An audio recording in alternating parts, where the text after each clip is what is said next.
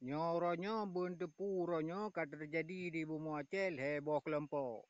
Yang kelompok pertama bagian temsut di luar negara. Kelompok kedua dalam negara bagian kemkuap. Kelompok yang kelima masyarakat kampre. Pajan tu wallahu alam.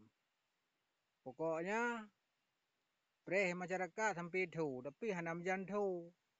Kuate kena tu kali ibu silang bak teung.